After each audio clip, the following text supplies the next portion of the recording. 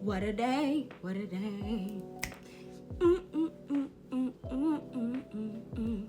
Okay, so yeah, I wanted to come through and talk a little bit more about self-discipline from the lens of the Gene Keys, because like when I started to lean into the energy of gate 32, the gate of continuity, the gate of duration, it really just, when I looked at it from that Gene Key lens, I love the Gene Keys.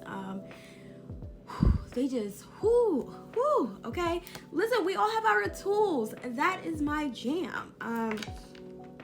The thing about human design, this is a tangent, or this is a side note. The thing about human design for me is that human design for me helps me focus my attention, right? It helps me be mindful on what to look out for, right? And so as I'm journeying with the sun transits, every week is a new gate. So it's just a good time over here. And the gates be talking to me. The energy of the gates be talking to me. I be minding my business and they be coming through even before I get to do my research.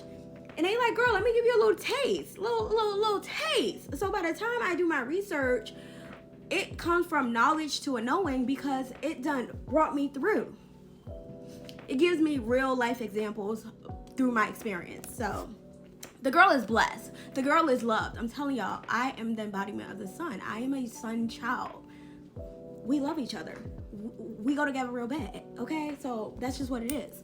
When you loved, you loved. What are you gonna do about that? So let me tell you about self-discipline from the lens of the Gene Key, which I was like, okay. So the whole concept, or the whole idea about like self-discipline from the lens of the Gene Key, is the whole thing is about being willing to take that pause, right? Being willing to, instead of, so let's break this down. So sometimes I wish I just would have opened the book. Hold on. Okay, so let's start with the shadow of failure, okay? So one of the things that Red says is that what we perceive as failure is always a gift in disguise. And so what I believe, and you'll hear this in my other videos where I'm like, everything has purpose. The reason why I think that everything has purpose is because like I just feel like everything builds on top of another thing. Like, it's so interesting to me when we pray about things. I truly do believe like when you pray, when you ask for something, like there's things you usually have to go through in order to get that thing, right? There's probably versions of yourself you have to let go, or people you have to let go. And so I see like life that way all the time. Like I think that every experience we have is part of our bigger picture. I feel like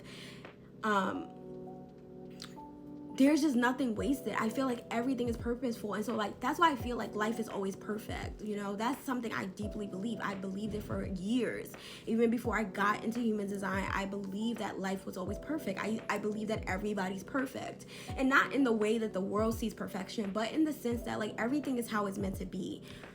It's just something I've always deeply believed in. I think that everything happens and everything is part of the whole. Like nothing is by mistake. Like even if we think we're making a mistake, like even that is part of the perfecting of life. Even that is part of our journey. Even that is meant to happen. And so like that's why the whole idea of like failure is an illusion, that's something I believe too. I think that as humans, we have an idea of how the world works, and we are convinced that there are rights and wrongs, and we are convinced that this has to happen and that has to happen, and that there's this linear way of doing life. And I just don't think that that's the truth, and I definitely don't think that's the truth for everybody. If that's your truth, that's your truth, right? And that's fine. But I don't think that that's meant for everybody. I don't think that we all have the exact same journey. I don't believe that we can just follow someone's blueprint and still be in integrity with our own truth. That's just my thing. And again, my life, the way my life has unfolded is probably why I think the way is why I think the way I do, because of my experiences. And just like what I intuitively know, and life reflects it back to me. And I do believe also that people can make rules for their life, and that life will reflect that back to them. So there's also that, right? Life is complex, right? Think what you want, believe what you want. It's up to you. This is your life. Do your thing. I'm not trying to tell you what to do. I'm just telling you my perspective. I share these perspectives just in case like it resonates with someone. It's not law. This is just my thoughts, of my reflections. Tomorrow I might have something that that may appear to contradict it, and even that is part of my truth. It is what it is. But anywho, so failure is an illusion, right? And so one of the things that Rudd talks about is this idea of us pausing, right? And when I think about the Gate 32, what I think about is the long-term process of life, okay? And what I imagine is like everything, like I said, is leading up to the next thing. And so like for me, right, I'm the one who I truly believe at this point in my life, like I just want to live my truth. I just want to live my truth, right? And sometimes like living my truth looks very scary for me, right? Like I am a licensed attorney. I'm a, trained social worker, clinical social worker. I'm a veteran. Like I've done several things. I'm really good at everything I do. Like as far as like these traditional roles, I've always been really great at what I do.